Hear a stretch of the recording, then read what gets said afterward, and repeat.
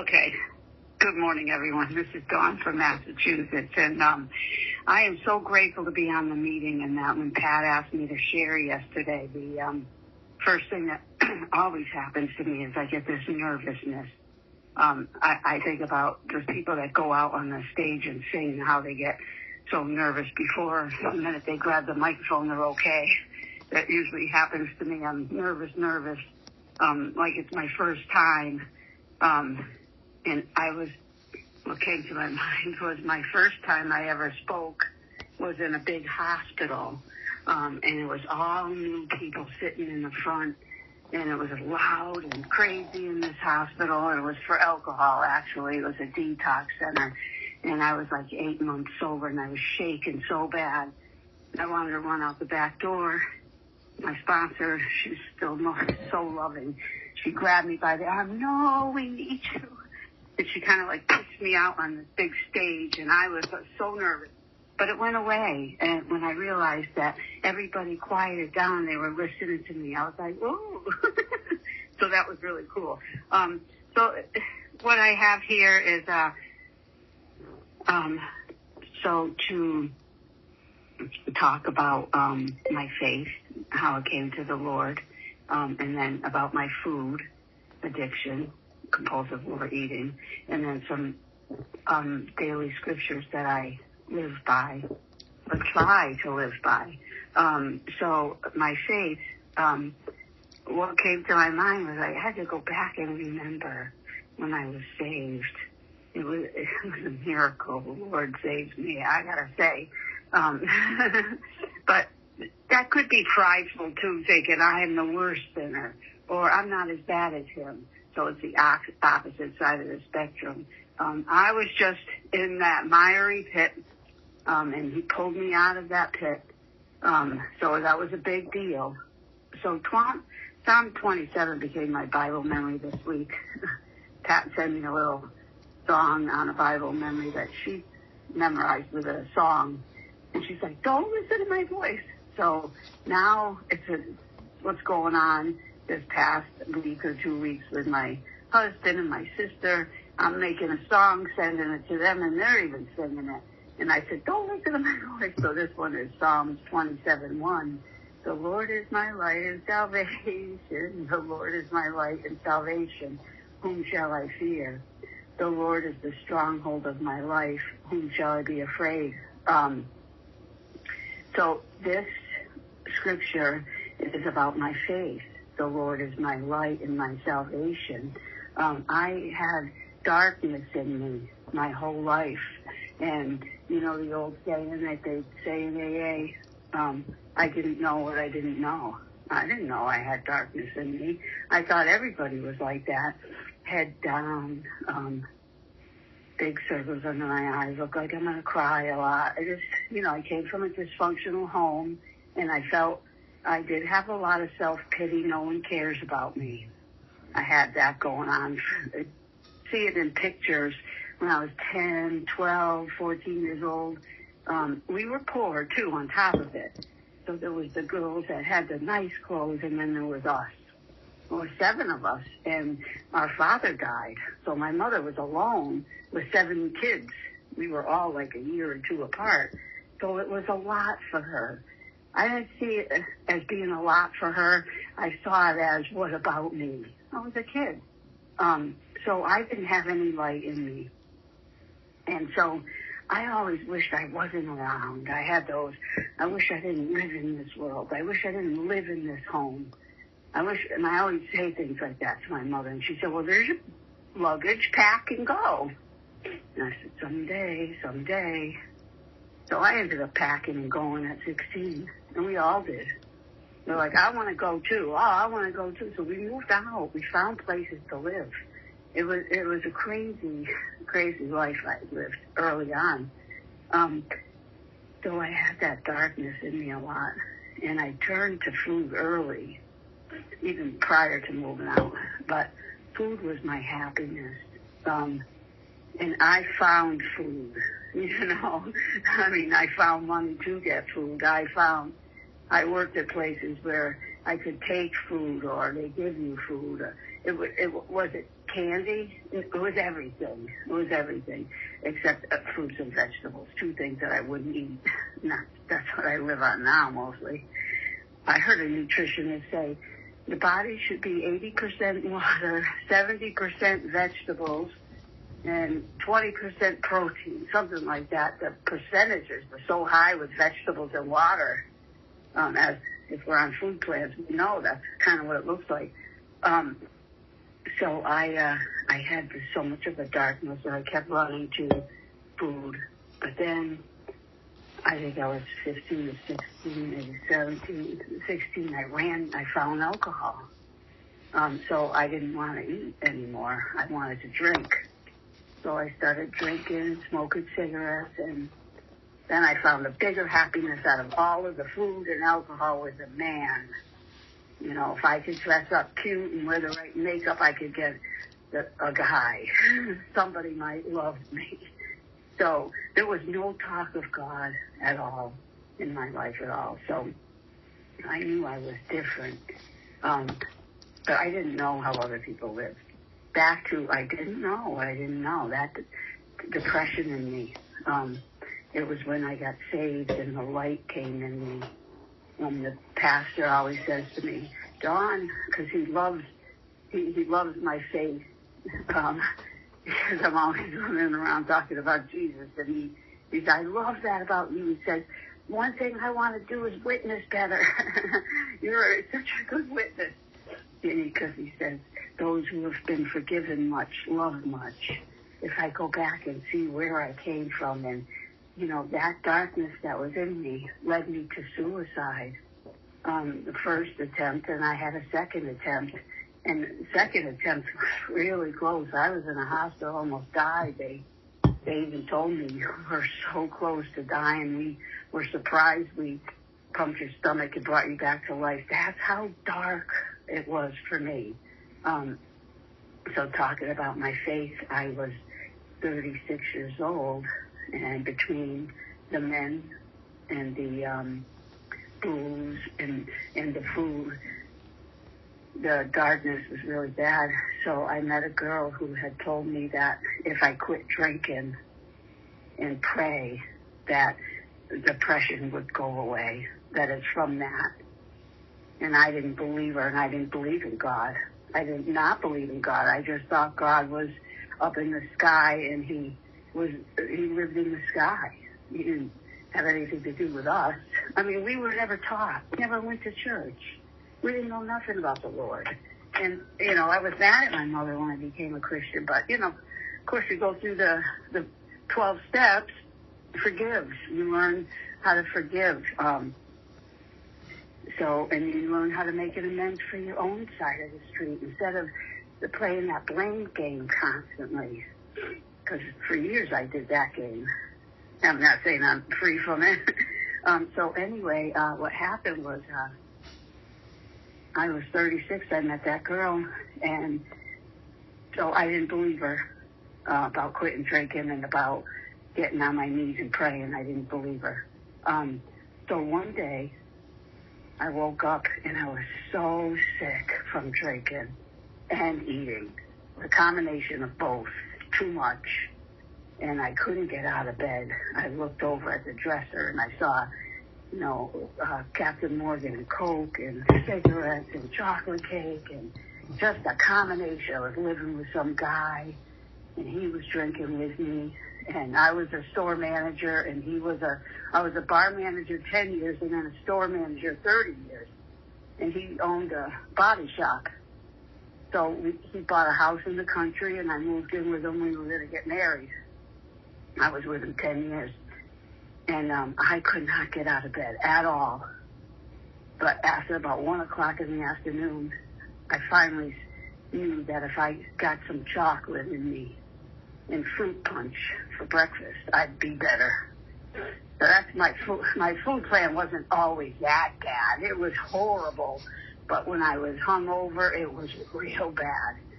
So after I had that for breakfast, I got sicker, and I went back to sleep, and I was so desperate that I remembered what that girl said months ago.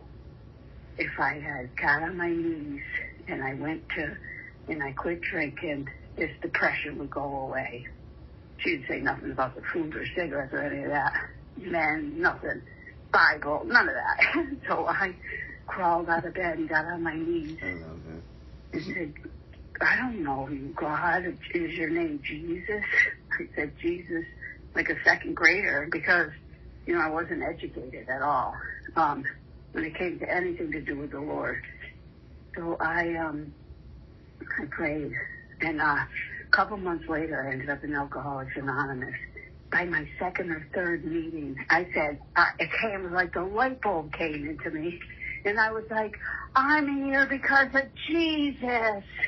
I said, I prayed, and I asked Jesus to come into my heart and help me, and they go, oh, no, we don't talk about Jesus.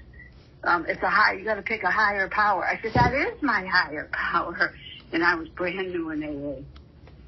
So that became my journey with Alcoholics Anonymous, and I was 2 years sober when, and I was 180 pounds in AA, and guys were asking me out even though I was overweight, but I was living with somebody who was drinking.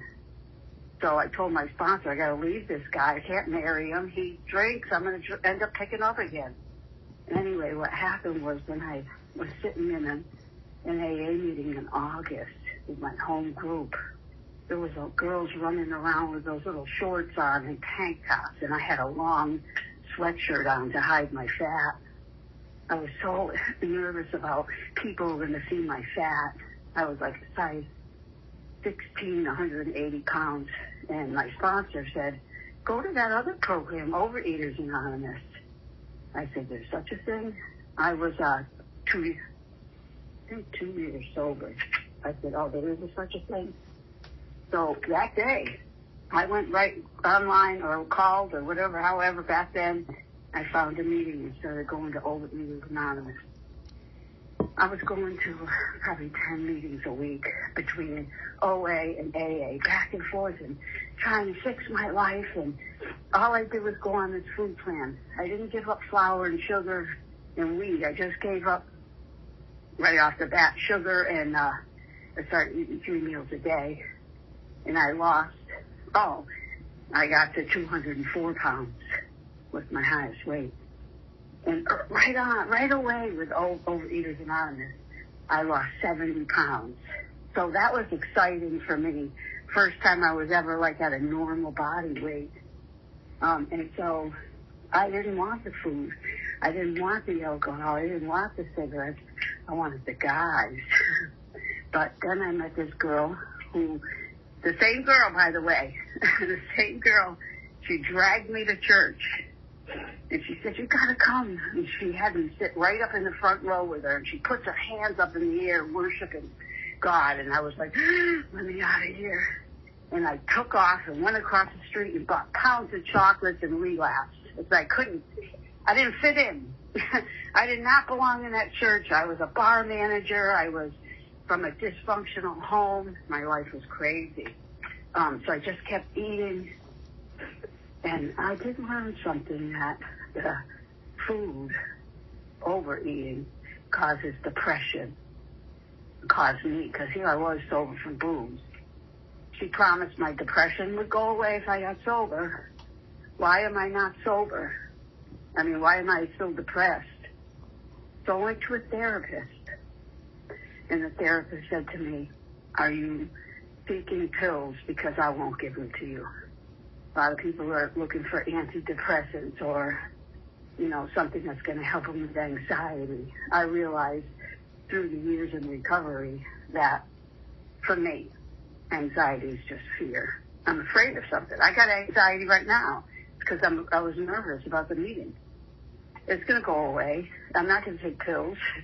That doesn't mean I have anxiety. It's called circumstantial anxious. That's all it is. And, some days it'll last a couple of days if I got surgery or, what's going on in my life. So this therapist said, I won't give you pills. I said, I don't want pills. She said, tell me what you eat. I said, well, I have a bagel for breakfast. She said, what? And I said, hamburger and french fries. I gave her this crazy food list, but I left half of it out, the junk. I thought that was healthy, what I was telling her. She said, well, you might want to take a look at what you eat, too, because that could cause depression. I said, whoa. So back to OA and back to a food plan, and my depression started going away. 10 years into everything. Sober, abstinent, smoke-free. I met this guy in AA, and he was gorgeous. I looked at that back then, and I started dating him, and after 2 years, I was depressed again, and I knew it was because I wasn't walking with the Lord, and I knew I was a Christian. I didn't know how I became a Christian back then, but I knew I was a believer, and I was not supposed to be having sex before marriage. So I knew I had to leave him. But then he proposed. But then I said to myself, okay, if I take away the sex, would I marry this guy? No. That's all I cared about was that part. Take that part away. I didn't want to marry him. So I had to leave him, and I went into so hard. I found out that was a huge addiction for me, always needing a boyfriend holding my hand. And I talked to the Lord. I said, God, I'm not leaning on you at all. It was him or a different one or a rain check or I'm going to find somebody else. But it was never just you and I, Father. So I made a commitment to walk with the Lord. Just him and I. No flour, sugar, booze, cigarettes, men. And that's when I came on Bible for Food Recovery. And I knew just the first week that it was what was missing in my life was the Bible. Now I went to church and I worshiped God and I would hear the Bible on Sunday, but I wasn't reading every day. So I left this guy and I was crying on the living room floor because of my past was coming into my face, not just about the guy, but all of it came up. And that's when I met Pat, and she said, she didn't realize, I don't know if she realized the time she came into my life was when I was on that floor holding that Life Recovery Bible every day after work. She asked me, like she does with a lot of people, do you want to do the 90-day book? And I thought, oh, yeah, I really should do that. You know, she seems so nice, too, and I need this. I'm so broken. And so I said I would do it with her. And I know she had to chase me down a lot and find me and say, did you do your homework? Did you do Day's 10? Did you do... Because I was all over the map with my life. Store manager, trying to get clean, meeting hopping, and all this craziness until I finally quit everything. Pat came over from Maryland, drove 8 hours. I think it was an 8-hour drive. I lived in a little cabin then on the lake, and she had pulled up in front of my house. I guess she got lost in New Jersey. I don't know, but she was talking to me as she's walking up the driveway, telling me what happened. I said, well, who are you? Because I never met her. I only knew her on the phone. I said, Pat, I didn't know what you looked like. And so she came over. She stayed a few days, and we did Bible immersion. That was the missing piece for my life, is I wasn't in God's Word. I was one of those Christians that prayed and thought, oh, God answered my prayer, or God didn't answer my prayer, but I didn't know God's Word. So I got a couple minutes to wrap it up, I think. I'm not sure where I'm at. I didn't even look at my notes because Pat said just give a regular testimony. I wanted to share a little bit about what's going on now in my life. Early on when I came into, we talk about my faith and the light in my heart, how God entered my life and came into my heart and took away that darkness. Never had a suicide attempt again. Depression is gone, totally gone now. I don't suffer from that. I don't suffer from fear unless, circumstance. and I could see what it is, and it goes away, and then the fear goes away. So about 9 years ago, I was working at a place, and the owner was, somebody told me the owner was attracted to me. And I was then married. I've been married 10 years after, stayed by myself, got to know who I was and loved the Lord for 8 years. I then got married. When I got married, I decided I don't need the food scale anymore. I never picked up flour, sugar, or wheat in 23 years, but I started getting sloppy with not measuring my food, overeating, and I had went from my weight was 132 to like 149, 152. I started adding on some weight, and one thing I think my husband was attracted to with me was I think he loved the fact that I didn't eat like everybody else, but I couldn't handle marriage. So we went to counseling with the pastor, and Pat really helped us with our marriage, and we got 10 years of really, really good marriage. I mean, I'm just so blessed. But back to when I was, with the light came in me 9 years ago with the guy at the job. I told Pat, I said, oh, she's been my shepherd for 18 years. So I told her, I said, I think, that guy, I'm attracted to him too. I'm not going to act on it. I wonder what I should do. She said, drop your cloak and run like Joseph did. And I loved the story of Joseph. She knew that, I think, or something. And I didn't want to quit my job. I loved my job. I was always a manager, and I loved this store. And so I didn't listen to Pat. And she said, well, don't listen to me. Go to God. Blessing. Time. So, thanks, Deanna.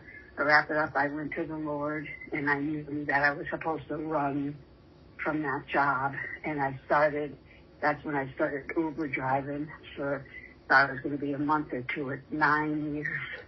I Uber drive, and I witnessed to as many people as I can a week and pass out blessing bags. And my light that comes in me is from, working with the homeless and witnessing to others and not being wrapped up in myself.